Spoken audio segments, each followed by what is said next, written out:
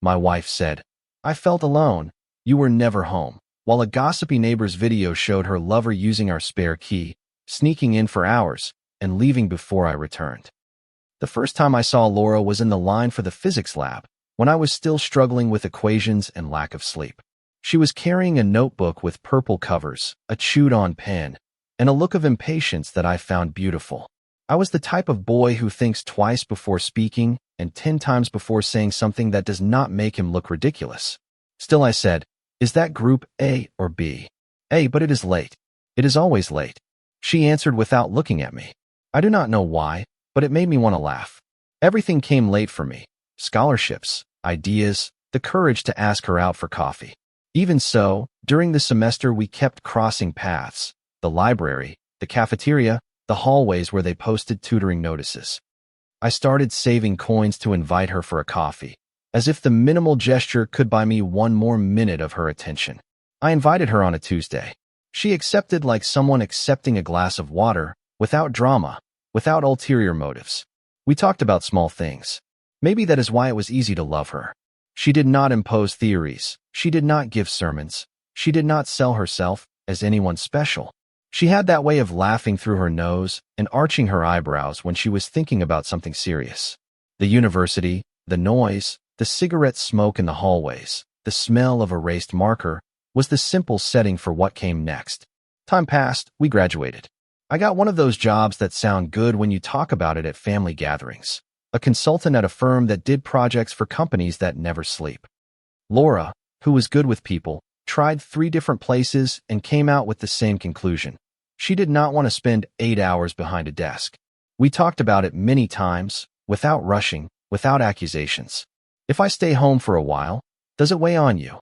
she asked me one night, lying on me, the fan moving the hot air. "I want to study something at my own pace, and I do not know. Maybe try to write." "It does not weigh on me," I told her. "I can handle that."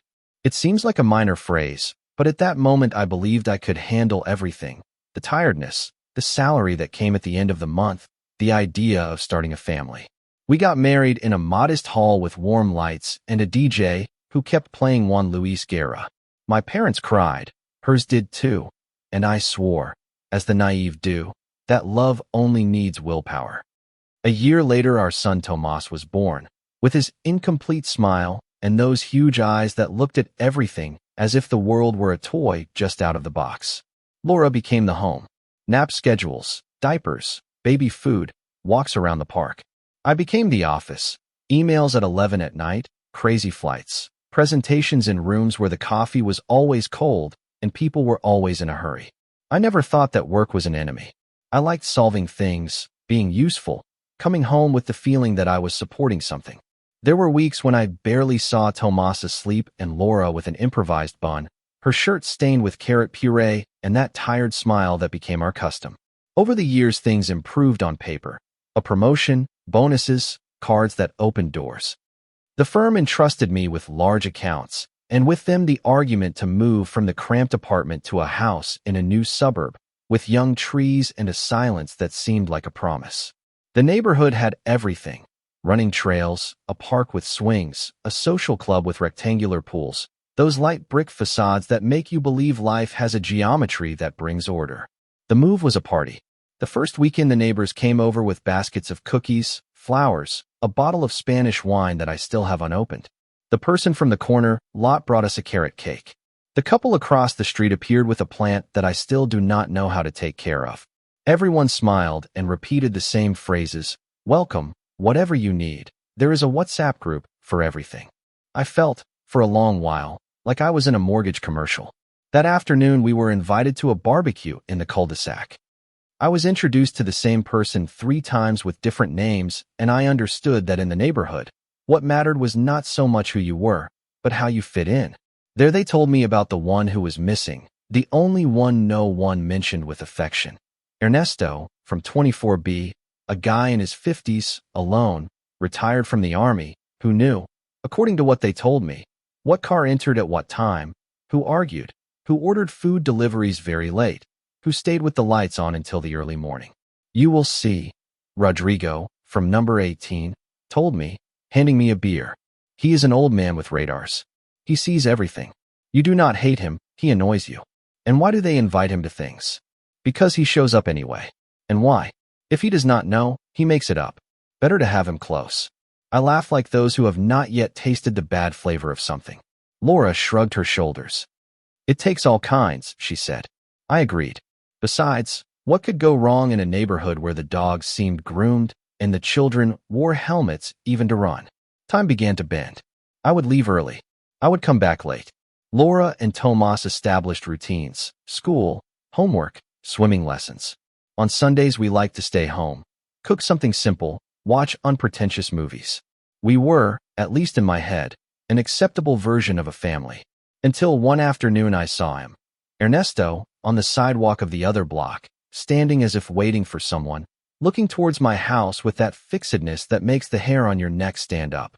It was not a casual glance. It was something sustained, an interest that I had not invited. I walked faster, opened the gate, felt the animal need to be inside. I mentioned it to Laura in passing. Ernesto, she said. Yes, sometimes he is outside. It is weird, but he does not do anything. Nothing. No, he stares too much. Well, then do not look at him. That was it. She closed the subject with that practicality of someone who lives inside all day and needs to choose her battles. I saw him again 2, 3, 5 times. He was always there when I came back from work, as if he knew the exact time my keys would clash with the metal of the lock. There were afternoons when he would raise his hand and make a brief gesture, like a traffic signal. Other times, not even that. At first I let it go. Then it began to seem like an intrusion. One Friday night, perhaps accumulating tiredness from everything, I crossed the street and knocked on his door. He opened it immediately, as if he had been standing behind it, waiting for me. Good evening, I said with a contained anger that warmed my cheeks. Is there a problem? Ernesto held my gaze with a calm I did not think he had. No, none. Then why do you look at my house? Why are you outside watching every time I arrive? Because you have a problem, do you not? He replied, and he said it like someone stating the time. What problem? Come in, open the door. We will have coffee and talk. I crossed the threshold with my pride like a stone in my stomach. The house smelled of wood and freshly ground coffee. There were no family pictures, just a couple of black and white photographs. A young man in uniform, a woman in a floral dress. The furniture was austere, clean, arranged with a discipline that betrayed his military past. I know everyone thinks I am a gossip, he began, pouring 2 cups. And I do not dispute it. I enjoy watching, it keeps me busy. My wife died 3 years ago. I retired. My days are long. If you ask me, I would prefer to have someone not to disappoint every day with my habits. But that is not the case. I felt clumsy all of a sudden. I had arrived with a clenched jaw, and now I was sitting in his dining room with a hot cup in my hands, listening to something I had not expected. I apologized, stammering. Do not worry, he said. What I am about to tell you, I was going to tell you anyway. I thought about it. I did not know whether to get involved, but if it were my house, I would want to know. Know what? Ernesto pointed towards the window, as if that explained something. Then he walked to a low piece of furniture, took out his cell phone, touched the screen, and put it in front of me. The video showed my street. At the time I left for work, nothing, normal. 2 hours later, a gray sedan parked leisurely in front of my house. A man got out, opened the gate like someone who has done it before. He went in. The video continued. 3 hours later, the same sedan left. The end. I did not say it cannot be. It can, he replied. And it is not just once. It is several times, and it is not for 10 minutes. It is for hours. I said nothing. I felt the chill of suspicion turned into form.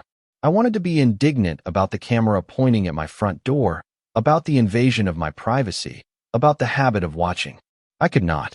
The sedan was there, the door open, the man with his back to me with the ease of someone who no longer asks for permission. I swallowed. I need a copy. I will give it to you, Ernesto said. And I will give you something else, a piece of advice. If you want to know what is happening inside, you cannot just rely on street videos.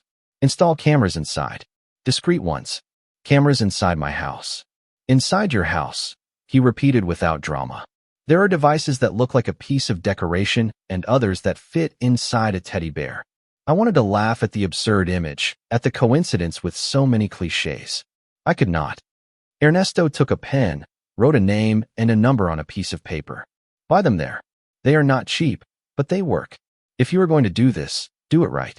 And when you have what you need, do not make a scene. Go to a lawyer quietly, slowly. Shouting only leaves echoes and neighbors watching. I stayed for a few more minutes with the empty cup in my hands, looking at the polished edge of the table. I apologized again for having arrived with bravado. He nodded as if it were part of the protocol. I understand, he said. And do not worry about what they say. Everyone here talks about everyone. Sometimes talking saves your life. I left his house with the folded paper in my pocket and the certainty that something had broken, even if I could not see all the pieces. I walked slowly. On the other side of the street, my house's facade looked like an empty shell, an object. I entered with the key. I heard Tomas's footsteps in the hallway. Dad, he jumped on me. We played for 20 minutes before bed. 20, I told him, and I lifted him up, and for the first time in a long time, I felt that holding my son was clinging to the only thing that was not made of smoke. That night, I looked at Laura like one looks at a photograph, searching for clues that I had previously ignored. There were gestures I had never seen, a way of fixing her hair, of always keeping her phone face down, of saying, I will be right back, when she went to the kitchen. I hated myself a little for starting to count, for measuring her smile, as if it were an indicator of something. The next day I made the call. Do you sell discrete cameras? We sell residential security solutions, a friendly voice corrected. Are you looking for indoor, outdoor, both? Indoor, decorative, or hidden? Both. The saleswoman explained to me as if she were talking about lamps, models, angles, battery life, cloud storage. I ordered two, a decorative piece for the living room, a low vase with a built-in camera, and that ridiculous soft teddy bear with bright eyes where, according to the catalog, a tiny lens lived. They arrived in two anonymous boxes, as if what one buys to save oneself does not need labels. The installer came on a Tuesday morning. Laura was at the supermarket with Tomas, and I pretended to have a meeting at home. The technician worked in silence, used to not asking why.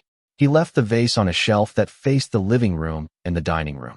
I placed the bear myself, up in the bedroom, on a shelf that directly faced the bed. I did not tremble, I did not cry. I measured the angle on my cell phone screen and confirmed that the world sometimes fits inside a glass rectangle. I waited a week before looking. I do not know why.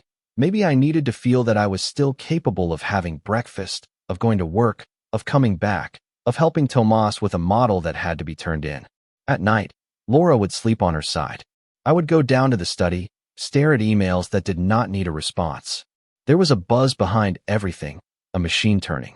On Saturday in the early morning, with the house quiet, I opened the app. I checked the vase first. The living room looked clean. Tomas's toys in a corner, the light coming in at an angle. I swiped with my finger to a random Tuesday, 11:36 in the morning. The doorbell did not ring. I found out later. Laura had deactivated the chime. The door opened with the spare key we kept in the kitchen drawer, that emergency key that now seemed like a bad joke. A man entered. He was wearing a cap and a backpack. He walked straight, without hesitating, like someone returning to their own place. The living room swallowed him. I switched to the bear. In the image, the bed. The man came into frame a few seconds later, took off his cap, his t-shirt, and in that mechanical gesture, I recognized someone from the neighborhood. Diego, the one who had moved in a year ago to 32C, the one from the barbecues who stayed late, the one who would pat you on the back as if you were an old friend. He was married. His wife, I remember now, always wore light-colored dresses. They had a little girl with 2 braids. I saw Laura come in behind him. I am not going to describe anything. There is no need. My silence at that moment was not heroic. It was a crack through which the air escaped. I stopped the video. I stayed there with my hand resting on the desk, as if I needed to make sure the wood was not going to sink. Then I pressed play again. Not to torture myself, that came later, but to confirm that reality was not a bad dream that leaves you in a cold sweat. It was not once. It was several times, on alternate days, for hours. I did not wake anyone. I did not make a sound. I closed the app, washed my face, looked at myself in the mirror as one looks at a stranger. And against everything the movies taught us, I did not break anything. I did what Ernesto had said, silence. On Monday, I made an appointment with a lawyer. Not an acquaintance, not someone from the neighborhood, a guy recommended by a client from the firm. Serious, one of those who seemed to have the civil code tattooed on their eyelids. I brought the copies of the videos on a memory stick, printouts of the screenshots in an envelope, a list with dates and times. My hands were shaking a little, but not my voice. Is this enough? I asked, knowing the answer and hating that I knew it. It is more than enough, he said after reviewing. And given the profile of the case, we can think of a clear strategy. Let us talk about your son. We talked about Tomas. I had something clear that sometimes one only manages to understand suddenly. If I really wanted to be with him, I could not continue with the same job. I know it sounds abrupt. It took me 5 years to understand that my job, the salary, the cards that opened doors, all of that kept me far from what I claimed to care for. Laura had filled that void with someone else. If I did not want to lose my son in a court battle, had to be there. That afternoon, after the lawyer, I sat down with a blank sheet of paper and wrote a plan that sounded like a confession. To resign, to become an independent consultant, to work remotely most of the time, to adjust the budget to a less inflated life. I had savings, we had a house mostly paid off, I could do it. It was either that or resign myself to being a visitor. There was something missing that hurt me more than I admitted. I did not want Diego to just go on with his life as if nothing had happened. I am not vengeful by nature, at least I was not. But there was some small justice, a minimal line of order that demanded I not let it go. I did not know where he lived now. They had moved. I knew from scattered comments. And then I thought of Ernesto. I went back to 24B with a package of butter cookies that seemed like a clumsy excuse, but better than arriving with my hands in my pockets. Do you need anything else? He said, opening the door without surprise. Yes, I admitted. To know where Diego lives now. Diego. He raised an eyebrow. That is going to cause some talk. Let them talk, I said. No. Ernesto did not ask for explanations. He wrote the name on a piece of paper and said to give him 2 days. I nodded. I left him my number, as if he did not have it. Right. I went back home. For 2 days, I feigned normality. I made breakfast. I took Tomas to school. I answered emails with my usual efficiency. Laura was soft, more affectionate than usual, as if guilt were dictating a kind script to her. She asked me a couple of times if I was okay. I told her I was. I guess I seemed it because she believed me. The lawyer sent me the first papers, a draft of the lawsuit, a list of documents, summonses. I printed them. I put them in a cardboard folder, the same kind where Tomas keeps his dinosaur drawings. I thought about the irony, and it did not make me laugh. Ernesto kept his promise on the second day in the afternoon. He sent me a brief message. Diego's address, such and such street, such and such number. He lives with his wife. They are both there most of the time. His daughter, such and such school. It was more than I asked for. It was, above all, the context that one does not want but needs. What I did next does not make me proud nor ashamed. I simply did it. I took the folder with the printouts of the screenshots, a USB with the videos, a manila envelope. I drove to the address Ernesto had sent me. A woman with her hair pulled back with a blue clip answered the door. I did not know her well. I had seen her a couple of times at the barbecues, from a distance, with her daughter in her arms. She opened the door with the confidence of someone who is not expecting bad news. Yes, you are. I said her name, and I said it carefully. Yes, we know each other. I am a neighbor. An ex-neighbor, I think. Of Diego. I lied about one part, not another. I need to talk to you. 2 minutes. She looked at me hesitantly, sizing up that mix of urgency and sadness that surely many had seen before me. She let me in. We went into the living room. I handed her the envelope. I am sorry, I said, and I knew it was insufficient. She opened it with quick hands. She saw the first image. She turned pale. She moved on to the second. She wanted to speak, but no voice came out. She went back to the beginning. Did she understand? There is no need to repeat her cry. It was not melodrama. It was a wordless sound that the body emits when a part of it is torn away. I held her by the shoulders barely, as one holds a stranger you do not want to see fall. When she could, she looked at me with clean anger. Thank you, she said. And the thank you sounded like a promise. Do not worry. I will take care of it. I do not want to cause harm for sport, I told her. I want things to be clear. I have a son. I cannot allow. I know, she interrupted me. Me too. And I am not going to let this stay on my face as if it were my fault. She said no more. I did not want to stay and watch how she called someone, or if she was going to wait for Diego to come back, or if she would pack bags, or if she would do everything at once. I left with my stomach churning. I drove without music.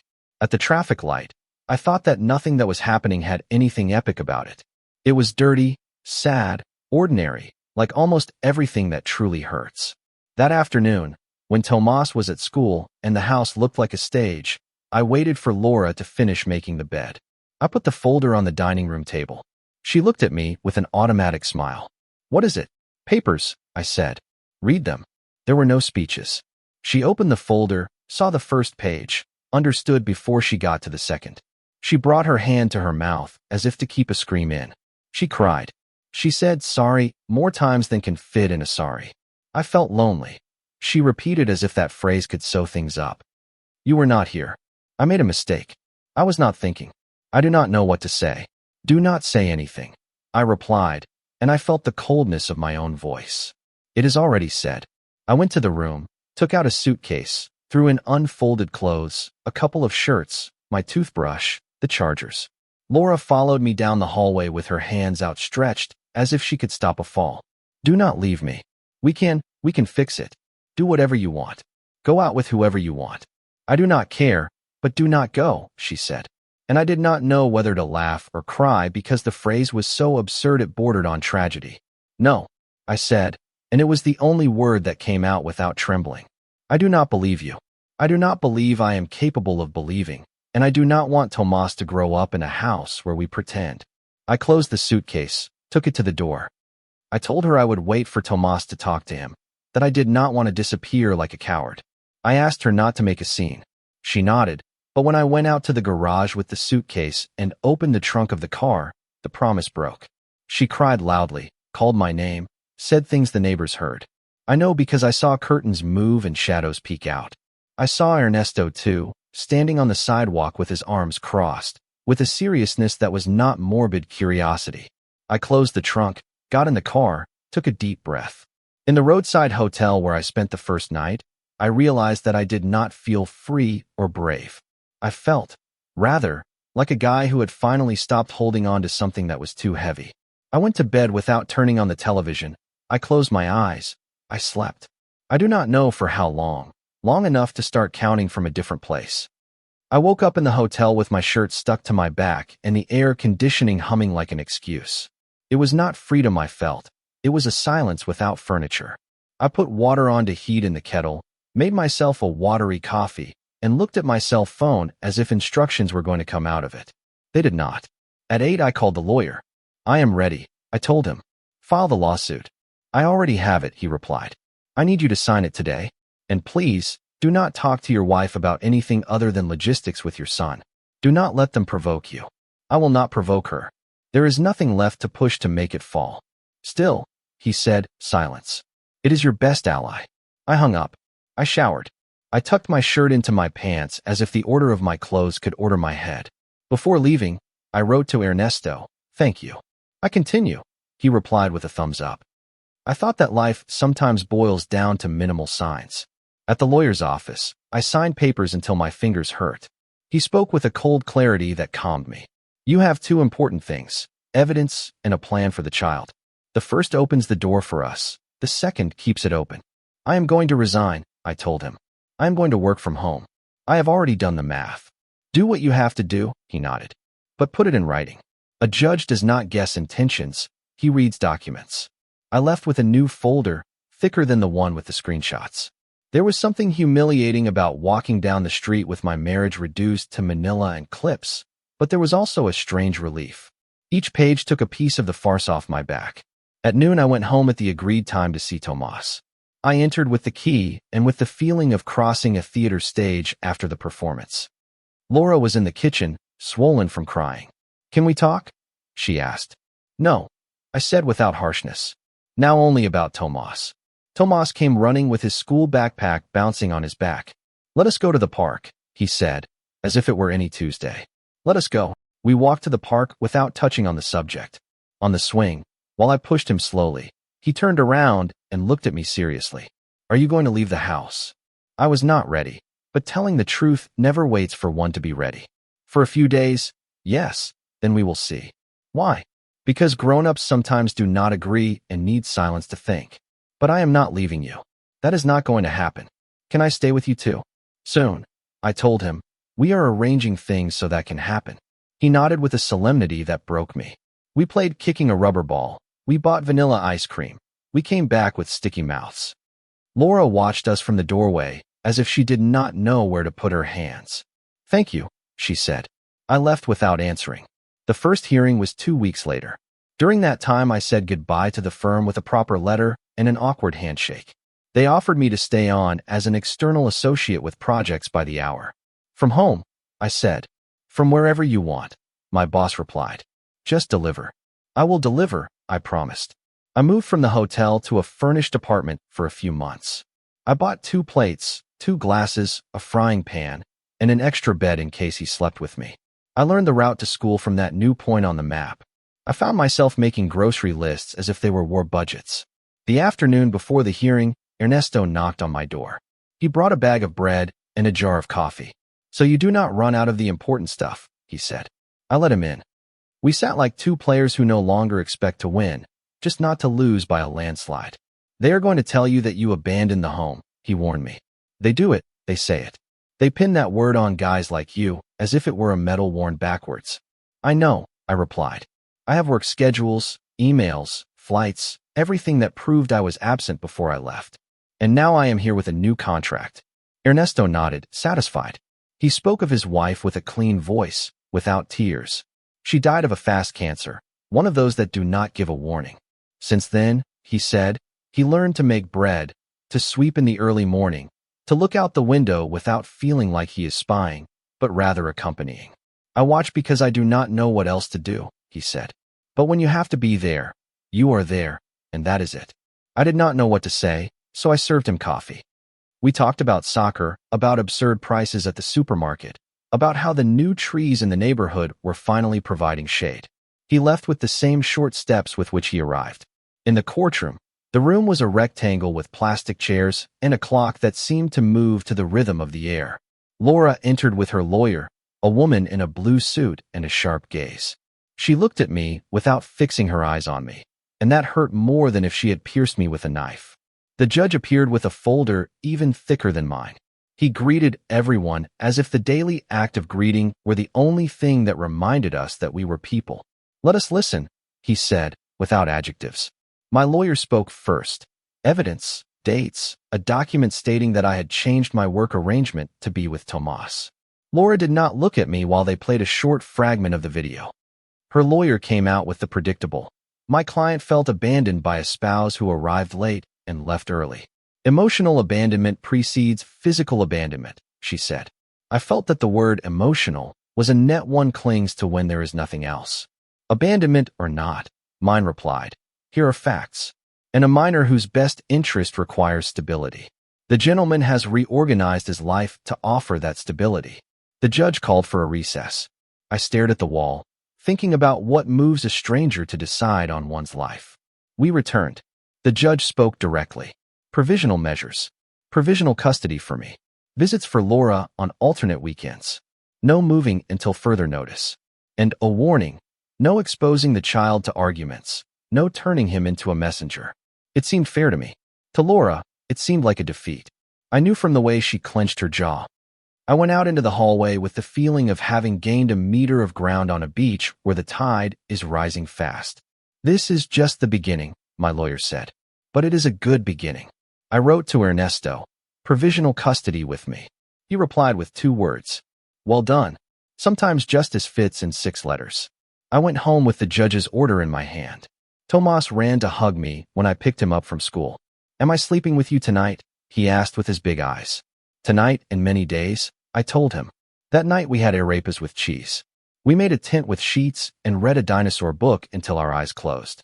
I lay down next to him, listening to his short breath, and I knew that my whole life fit right there. 2 mattresses pushed together, a flashlight, the possibility of sleeping peacefully. The next day, the neighborhood was a murmur. The barbecues became informal news broadcasts. Some greeted me with more enthusiasm than necessary. Others avoided crossing paths with me. Rodrigo, from number 18, wrote to me. If you need anything, we are here. I did not need anything from anyone, except to be allowed to pass without being pushed. I thanked him anyway. Ernesto, on the other hand, started to appear as friends do when they are not needed, but they help. Do not get into fights on the neighborhood chat, he told me one Sunday. The passive-aggressive messages are going to start. Delete and move on. I am not in that chat. Better. I saw him walking down the street, and I discovered a kind of affection for this man I had initially wanted to scream at. The world turns in strange ways. It did not take long for Diego to find out that his life at 32C no longer existed.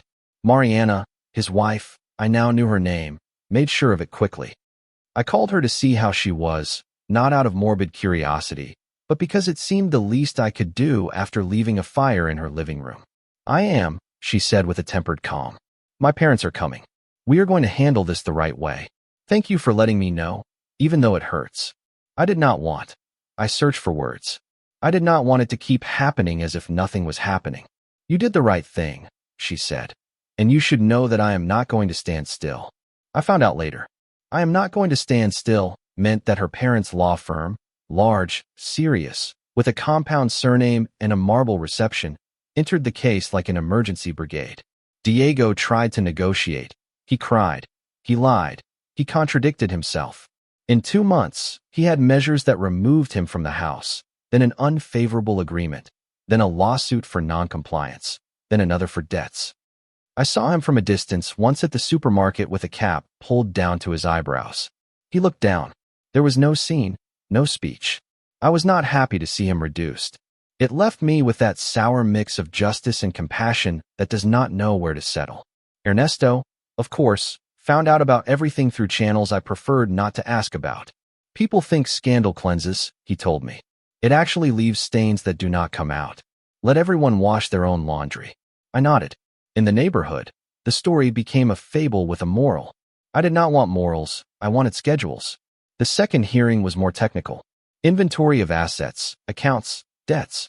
Who gets what? I wanted the house, especially because I did not want Tomas to have to change his route to school again. Laura wanted the same. She wanted it too. Her lawyer made an offer according to which the house belonged to both of us. But I had to buy her share.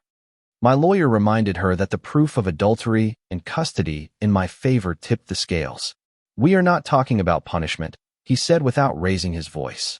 We are talking about stability for a minor. The house is the anchor. The judge again looked at papers, asked questions, requested clarity.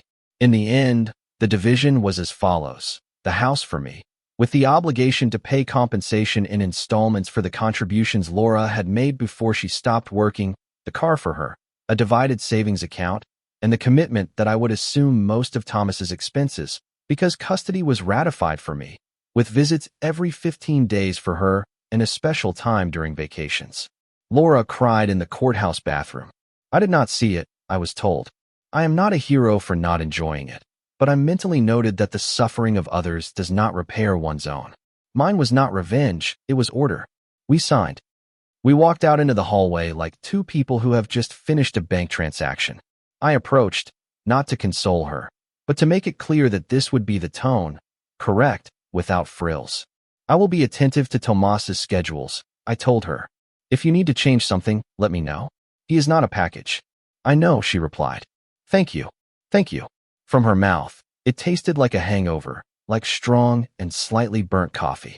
But maybe it was the first adult gesture since everything began. I moved my things back to the house. I painted Tomas's room a gentle green. I hung a rocket-shaped lamp that he asked for. I set up a small desk for him to do his homework. In the living room, I left the vase camera for a while longer, not out of paranoia, but because it was my reminder that one does not become naive again by decree. Then I put it away. The bear, on the other hand, stayed on the shelf. Tomas named him Captain. Sometimes he would hug him to sleep. I let him. I was not going to explain to my son that the captain was a witness to a shipwreck. The first Monday with the house mine again, I organized my work as if I were building a recipe. We ate in silence, watching the afternoon fall like a curtain. Sometimes friendship is this, chewing bread without explaining the world. Laura's visits were a strange mix of guilt and anxious affection. At first, she would arrive with grocery bags, toys, notebooks. She wanted to compensate with things for the poorly distributed time. You do not need to bring so much, I told her. Just being here. It is just that. She would shrug. I do not really know how to do it. Sit down and draw with him. Take him to the park. I would read. During those afternoons, I would go to the home library and leave the door open. I would hear Tomas's laughter and feel that we were doing reasonably well. There were no whispers, no competition, no poison questions like, who do you love more? There were hours. The hours do their work. There were, of course, moments of weakness. Laura trying to erase her guilt with a closeness that no longer had a place to anchor. We can try again, she told me one afternoon while Tomas was watching a movie on the sofa. We are good together when we take care of each other. Are we not? No, I said, and there was no need to explain further. Are you seeing someone? She asked, looking for an excuse not to feel like the only one to blame. No, I replied. And I do not need to have anyone to know that I do not want to go back to this. She nodded. Her eyes filled with water. She left it there. The following week she arrived in a supermarket uniform, a cashier. She did not complain. She said she was learning to use the cash register, that the shifts were heavy, that her feet hurt. Do you need anything? I asked her, for Tomas's sake. No, she said with a pride that I respected. I manage. Sometimes, when the visits were over, she would stay an extra minute at the door, looking at me like someone looking at a landscape that no longer belongs to them. Then she would leave and I, who was no longer the same person, would stop feeling anger and start feeling something else, a sadness without a recipient, like an instrumental song playing in the background on any given night. Diego, meanwhile, disappeared from the neighborhood. His car no longer drove through here. The barbecue friends erased him from their jokes, like you erase a stain from a tablecloth by dabbing it with a damp napkin. I found out from Mariana, because she called me once to let me know about a cross document. Nothing more, that the girl would stay with her, that child support was set, that he had lost visitation rights due to non-compliance and a violent outburst he had at the beginning. I am sorry, she told me. For you, for me, for the girl, for everyone. Yes, I said. Sometimes there is nothing more to say than yes. I never heard from them again. It seemed better that way. One flat, sunny Saturday, Ernesto called me from the sidewalk. Barbecue at my place, he announced. Nothing big. Bread, meat, 2 salads. Come with Tomas. Rodrigo is coming with his kids. And that is it. I went. Ernesto had an old grill that knew more than the new ones. He placed the meat with the precision of a surgeon. Tomas played with Rodrigo's kids, throwing a foam ball. I watched Ernesto move. He would utter short phrases, listen more than he spoke, laugh little, but well. You learn to stay, he said at one point while turning a piece of loin. The noise pushes you to have an opinion, to say things, but sometimes the job is to be here in silence for when someone needs to be looked at without judgment. You look, I told him, but you do not judge. It is not a virtue, he said. It is age. We laughed. At the end, he brought out a dented Italian coffee maker, served in small cups, and we sat on the curb to watch the sky turn peach-colored. Tomas came over with his face smeared with ice cream. Can I sleep in the captain today? He asked, pointing at the bear. The captain is not a bed, I told him, feigning seriousness. But he can watch you from the shelf. Then let him watch, he said, satisfied. I carried him on my shoulders on the way home. He weighed more than he did 6 months ago. I also weighed more, but inside, in a different way. The sentence came. There were no surprises. The divorce was decreed on grounds of adultery. The division of assets remained the same as in the provisional measures. Custody of Tomas for me. The visitation schedule for Laura. The use of the house for us. The judge wrote a paragraph that I stared at for a long time. The best interest of the minor requires from the adults an exercise of restraint, respect, and predictability. Predictability. I never thought that word could be a compliment. We left the courthouse. Laura caught up with me on the street. Can we talk? She asked. 2 minutes. I am not asking you to get back together, she said. Just do not hate me. I am going to do right by Tomas. I do not hate you, I replied. I am learning to live with something else, and I want things to go well for Tomas with you. That is all. Thank you, she said. And for the first time, her thank you did not feel like a counterfeit coin. We said goodbye with a minimal gesture. I walked to the car with my back straighter. It was not happiness, it was a new order. Time, when it is not filled with shouts, brings habits. Ours were simple. Breakfasts of bread with eggs and fruit, walking to school commenting on small things. Afternoons of homework with measured breaks, soccer on Tuesdays and Thursdays, swimming on Saturdays. I discovered that Tomas calms down by doing puzzles, that if he makes a mistake while drawing a picture, he cries with rage if he is tired, that he says, "Give me a sec," when he wants 5 more minutes on the tablet.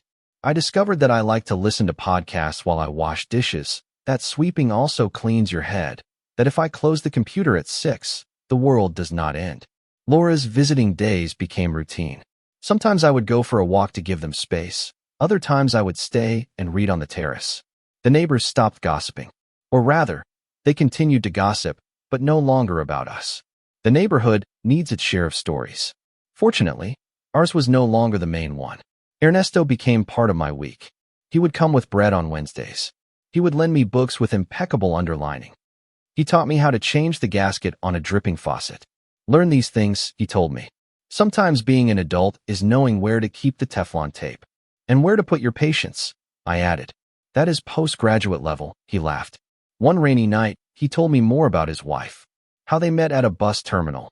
How they once got stranded on a highway and used the flashlight on their cell phone to scare away cows. He said it without displayed pain, like someone taking photos out of a box so they do not get damp. I thanked him with a silence that he understood. You are going to be fine, he said as he left. Not because everything will turn out well, but because you have learned not to lie to yourself. With that, you can endure. I stayed there watching the drops hit the glass, thinking that that phrase would have been good advice for the me of years ago.